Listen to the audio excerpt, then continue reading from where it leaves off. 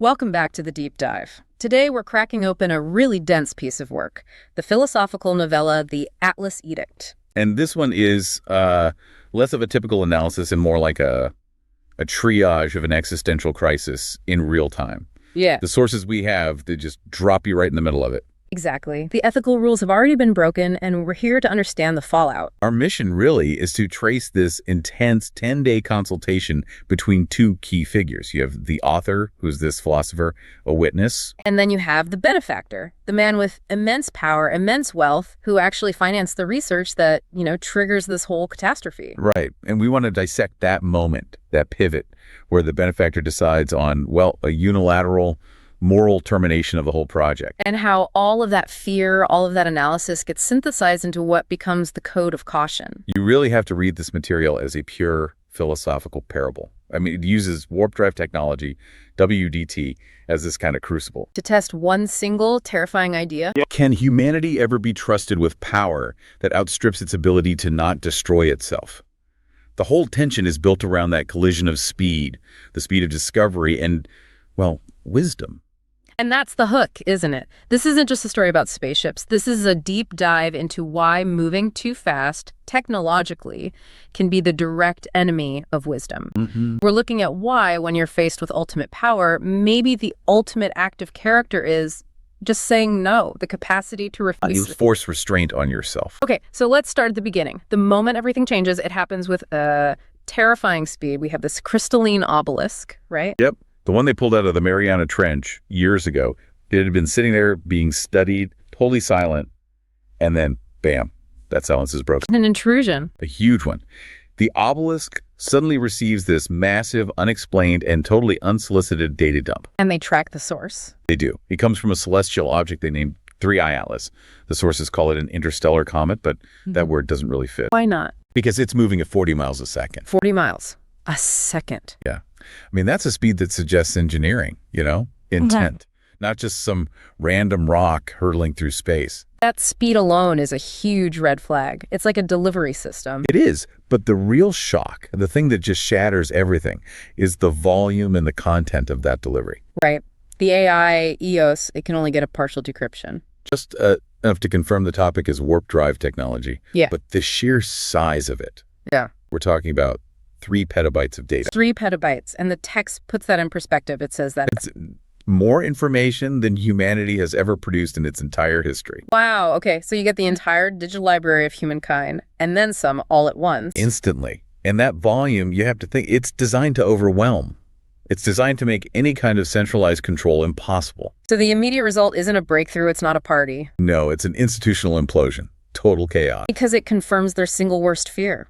Exactly.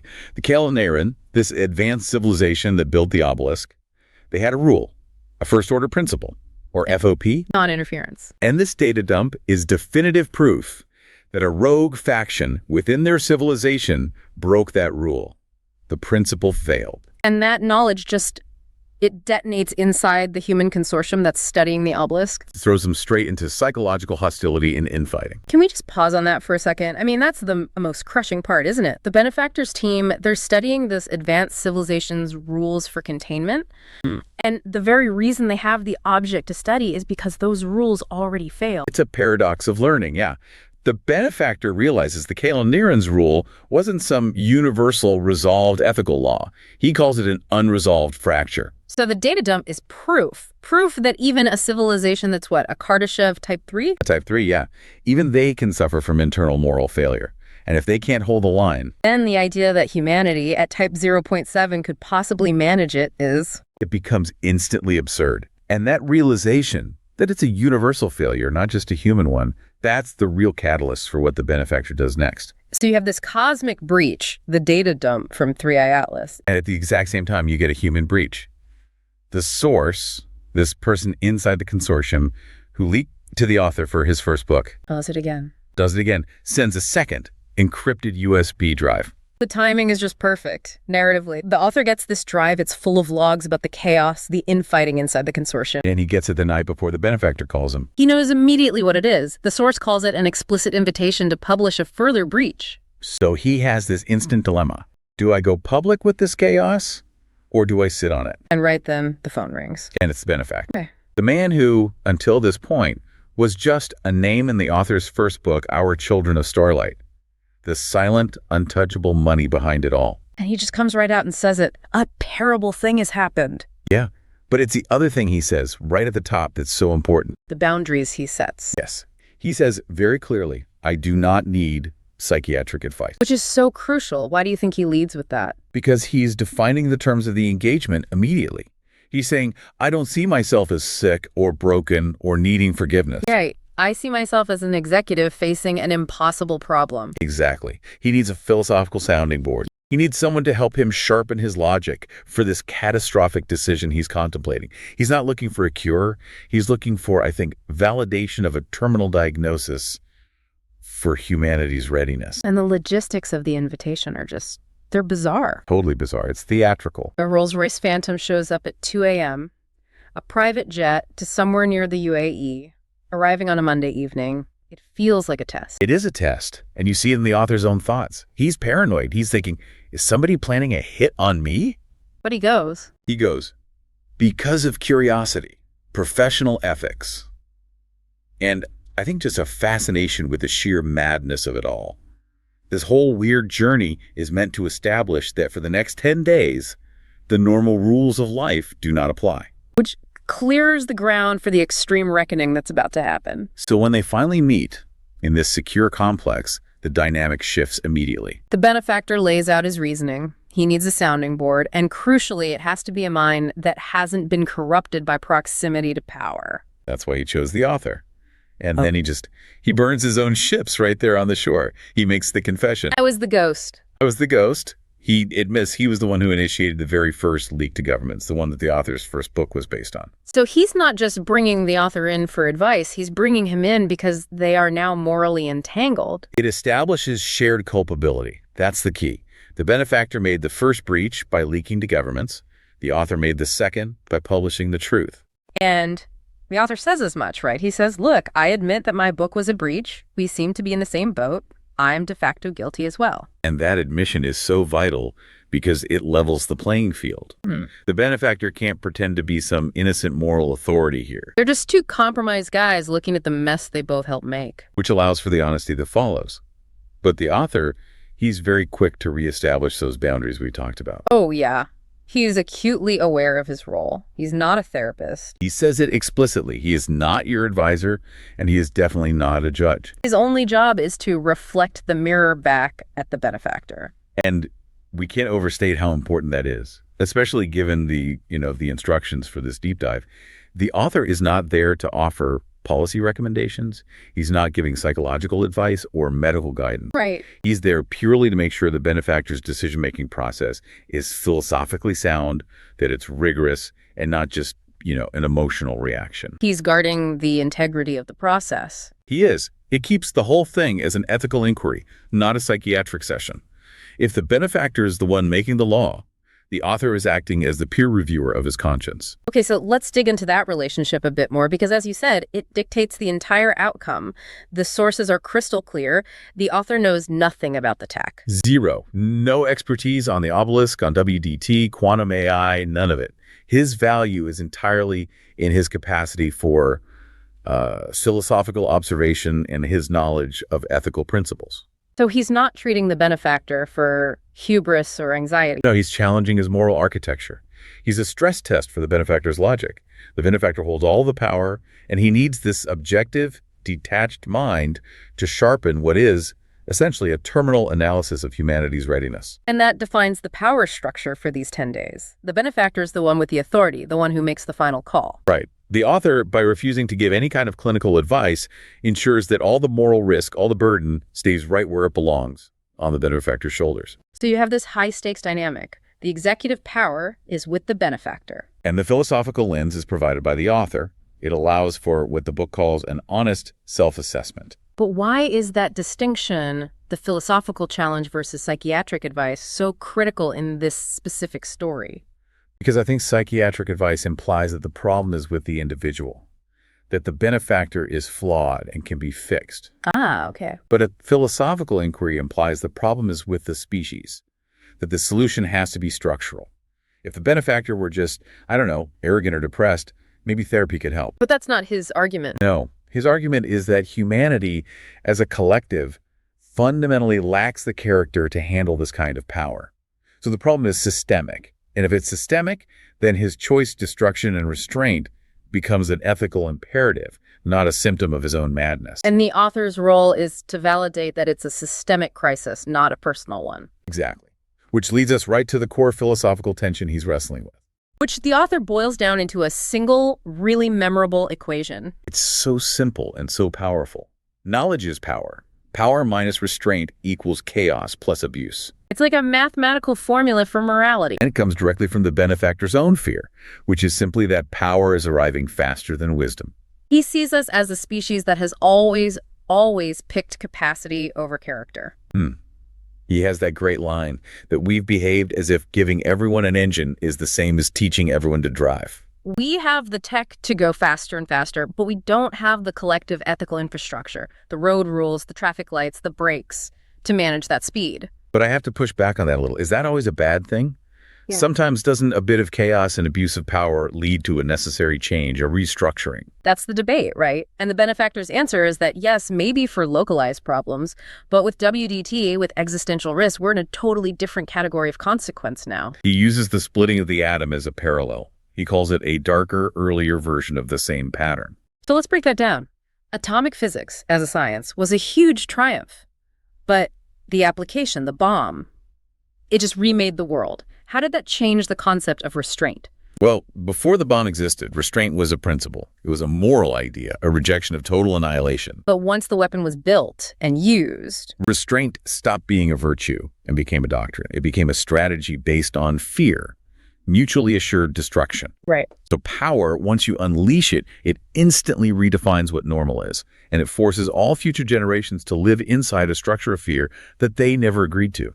The benefactor sees WDT doing the same thing, but on a scale from which there is no recovery. So restraint becomes reactive instead of proactive.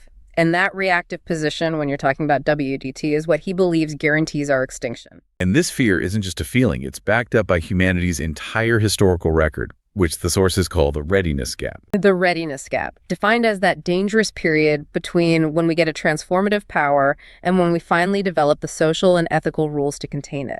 And we are consistently, dangerously late to close that gap. The benefactor lays out this whole ledger of progress to justify his thinking. We always grab the immediate advantage and leave the consequences for our kids and grandkids to figure out.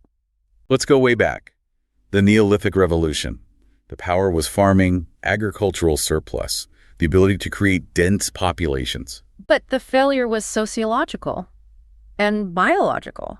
We jumped into high-density living before we understood sanitation or immunology or equitable distribution. We basically invented cities, the hardware of civilization, before we invented the ethics of living in them, the software. So we birth systemic disease and class hierarchies at the same time we're birthing civilization itself. Exactly. We seized the power of farming immediately, but the wisdom of public health and equality laughed for thousands of years at the cost of countless lives. Okay, jump forward.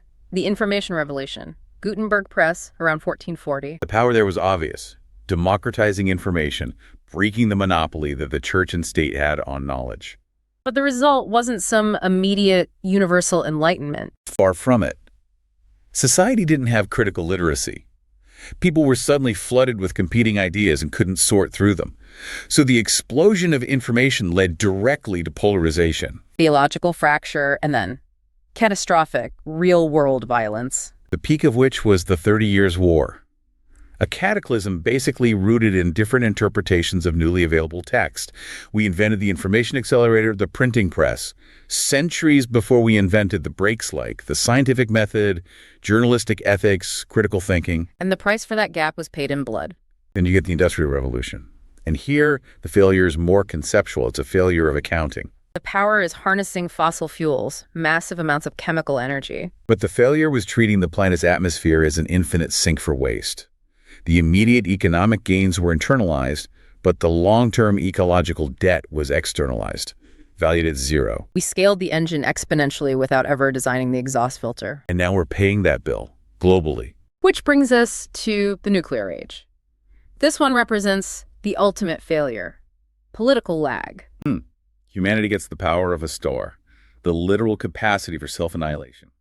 While we are still organized as competing, squabbling, territorial nation-states, still running on primate software. Right. And for 80 years, our survival hasn't depended on any kind of shared ethical maturity. It's depended on the shaky, terrifying stability of reactive doctrines like MAD.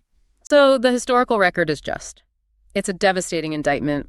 Power always comes first. Character limps along behind. And when the stakes become planetary, that failure becomes unsurvivable. Which leads the benefactor to this crucial distinction he makes, the difference between categories of failure. Right, the Neolithic, the information, the Industrial Revolutions.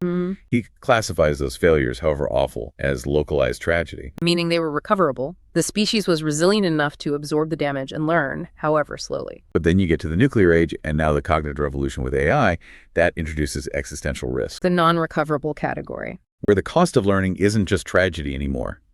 It's cessation. It's extinction. And I feel like we have to challenge that a little. Calling something like the 30 Years' War a localized tragedy feels, I don't know, a bit arrogant. It was existential for the people living through it. It absolutely was. It's a harsh distinction. But the benefactor's argument is about scale. A localized tragedy, no matter how horrific, leaves survivors. It leaves the capacity to rebuild and hopefully to correct course. Existential risk takes away the ability to correct. It removes the board itself. Exactly. And that's why WDT and AI are so uniquely terrifying to him, even more so than nuclear weapons. Why? What's the key difference? Nuclear weapons, for all their horror, required massive industrial infrastructure, state sponsorship, physical materials like uranium, centrifuges, complex delivery systems. There was a kind of natural containment, even if it was a shaky one. A very shaky one, but yes. But AI and WGT, they obliterate that barrier. AI is basically just code. The sources make this point very clear. This decouples existential capacity from industrial capacity. It's the democratization of destruction. It is. A small group, a rogue faction with an ideology. They don't need a billion-dollar industrial base anymore to hold the entire species hostage. All they need is the code, access, and the will to use it. And WDT, with its interstellar reach, falls squarely in that category. Power becomes infinitely accessible, which just amplifies the human potential for evil beyond any hope of containment. So the benefactor's conclusion is that we're already too fragmented, too immature, too fast. We can't afford the luxury of a readiness gap anymore. There's no room for error.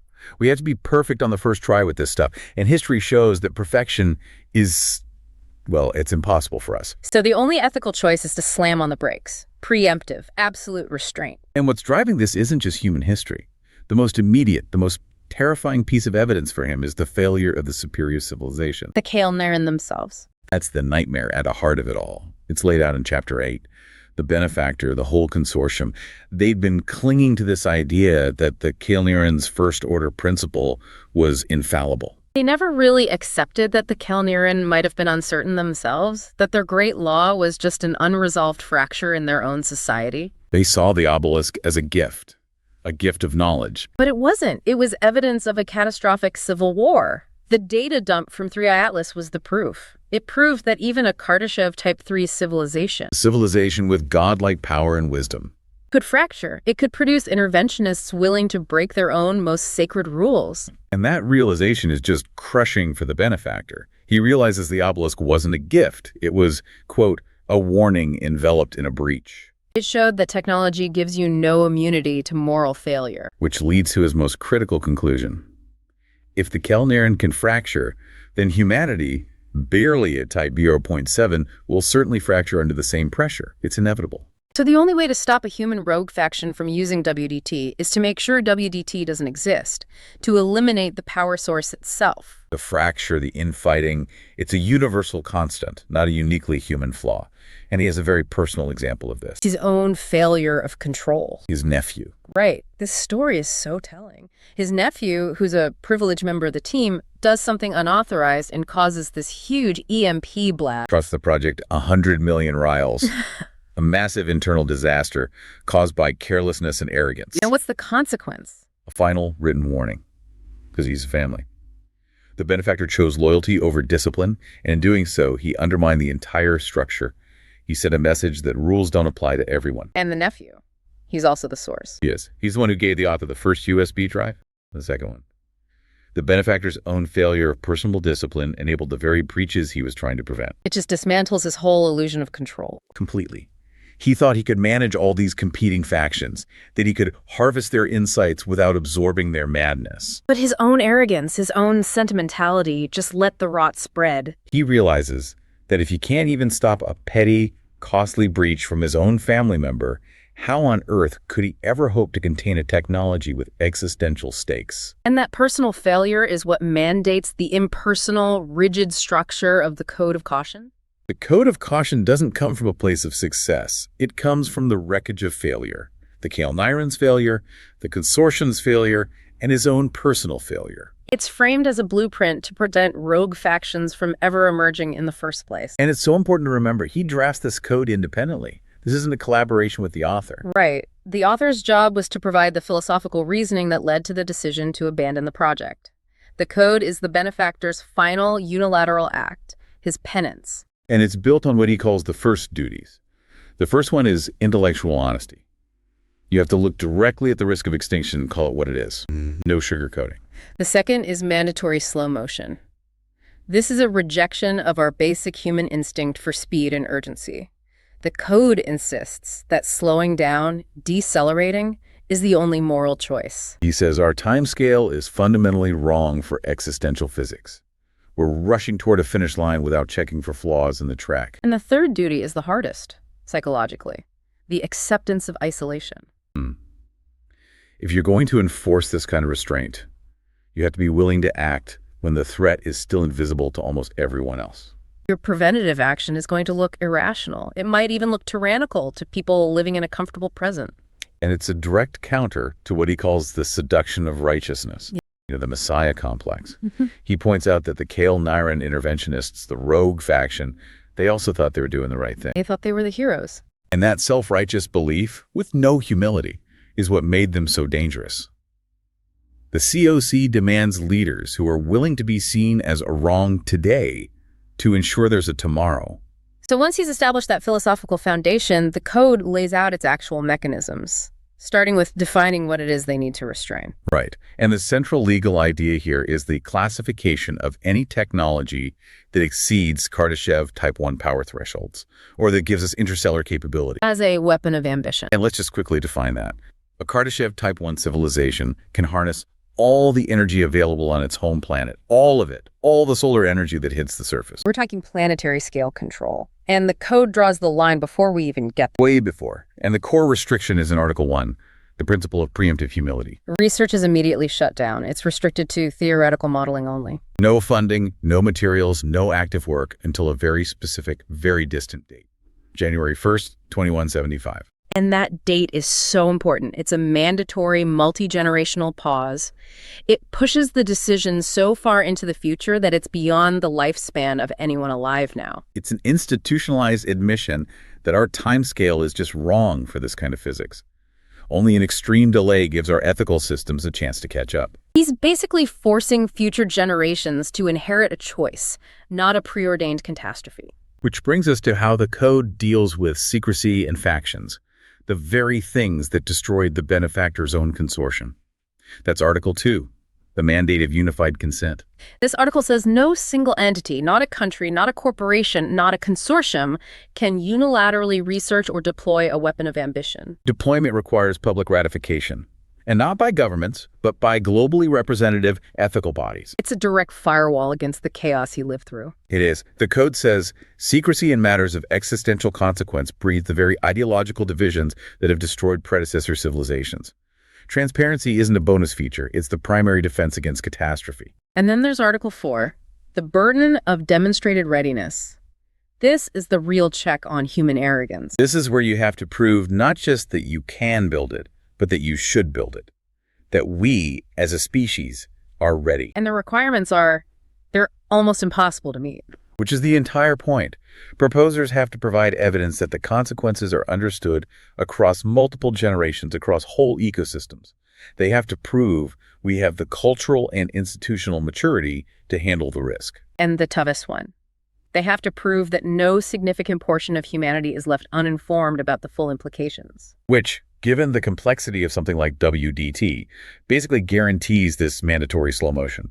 It forces a continuous global education campaign before anything can happen. You have to prove your character for the long haul. This leads into what might have been the benefactor's deepest fear, that his generation would screw over all future generations. Yeah, that they would lock them into a system they couldn't escape. That's addressed in Article 6, the right of intergenerational veto. A veto. It literally prohibits any generation from irreversibly binding its successors. So if you deploy a planetary scale technology, the next generation has to have the legal and, crucially, the technical ability to shut it down. If they can't turn it off, the code defines that as an act of intellectual tyranny. Which is such a powerful phrase. It preserves the moral autonomy of the future. And how do you enforce that, practically? Through Article V, the covenant of consequence. Every deployment has to include a public, globally distributed, and universally accessible fail-safe protocol. The failsafe has to be simple, not locked away in some military bunker or corporate server. It has to be grassroots. Yeah. Simple enough that ordinary people can activate it if things go wrong. It has to be able to completely reverse or neutralize the tech. It democratizes the right to say no. Yes.